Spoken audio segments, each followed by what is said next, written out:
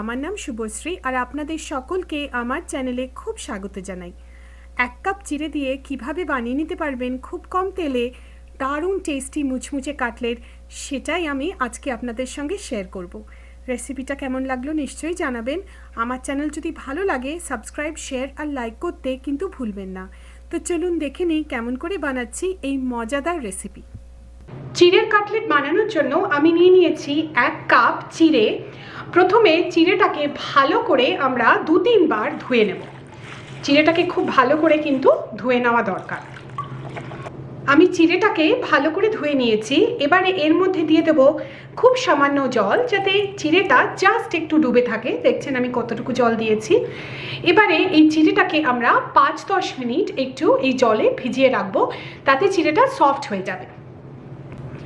আমি চিড়েটাকে প্রায় 10 মিনিট জলে ভিজিয়ে রেখেছি। জলটা পুরো অ্যাবজর্ব হয়ে গেছে। আপনাদের যদি কিছু জল বেঁচে থাকে তাই সেই জলটাকে আপনারা একটু ছেঁকে নেবেন। আমি দেখিয়ে দিচ্ছি চিড়েটা কতটা সফট হয়ে গেছে, দেখছেন। এবারে হাত দিয়ে আমরা চিড়েটাকে ভালো করে একটু ম্যাশ করে নেব।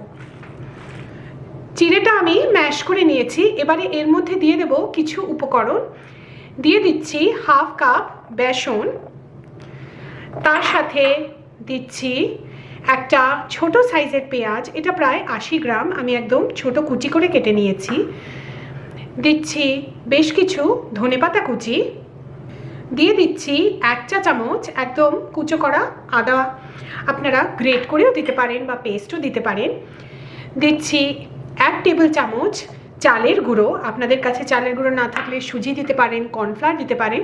চালের গুঁড়োটাতে এই পাকোড়াগুলো একটু ক্রিস্পি তৈরি হয়। এবারে দিয়ে দিচ্ছি কিছু শুকনো মশলা, 1/2 চা চামচ হলুদ গুঁড়ো, দিচ্ছি 1 চা চামচ লঙ্কা গুঁড়ো। আপনারা কুচো করে কাঁচা লঙ্কা দিতে পারেন, সেটাও খুব ভালো ফ্লেভার হবে। 1 চা চামচ জিরে গুঁড়ো, দিচ্ছি 1 চা চামচ ধনে গুঁড়ো, 1 চা চামচ আমচুর পাউডার। আপনাদের কাছে যদি আমচুর পাউডার না থাকে আপনারা একটু লেবুর রস দিয়ে দিতে পারেন। 1 চা চামচ চাট মশলা।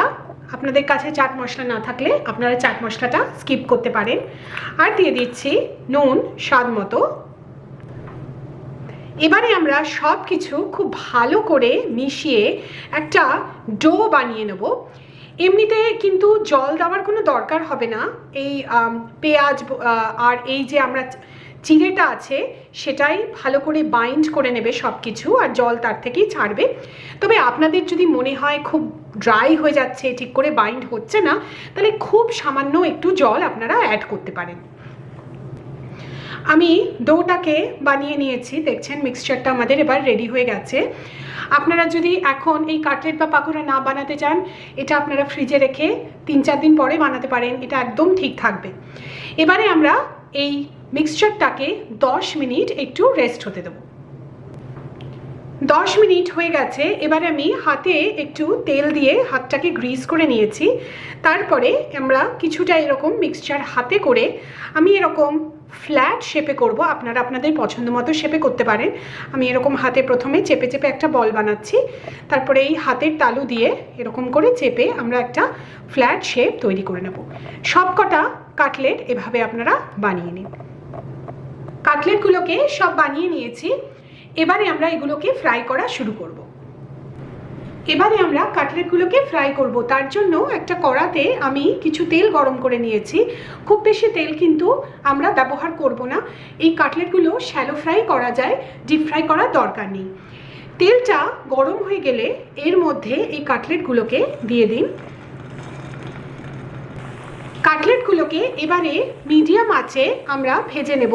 একটা সাইড হয়ে গেলে অন্য পিঠ করে অন্য দিকটাও ভেজে নিন গোল্ডেন ব্রাউন করে। একটা দিক গোল্ডেন ব্রাউন হয়ে গেছে, দেখছেন সুন্দর গোল্ডেন ব্রাউন হয়ে গেছে। এবার আমি উল্টে অন্য দিকটাও একইভাবে ভেজে নেব। সব কটা কাটলেট আমি এরমভাবে উল্টে দিচ্ছি। আমাদের চিড়ের কাটলেট একদম তৈরি। সব কটা কাটলেট একইভাবে এভাবে ভেজে নিন। আমাদের চিড়ের কাটলেট একদম তৈরি। ডাল ভাতের সাথে বা বিকেলে চায়ের সাথে এই চিড়ের কাটলেটটা খেতে দারুণ টেস্টি হয়, তাই আজই বানিয়ে নিন। আমার চ্যানেল যদি ভালো লাগে সাবস্ক্রাইব একবার নিশ্চয়ই করবেন। আমার চ্যানেল দেখার জন্য আপনাদের অনেক অনেক ধন্যবাদ।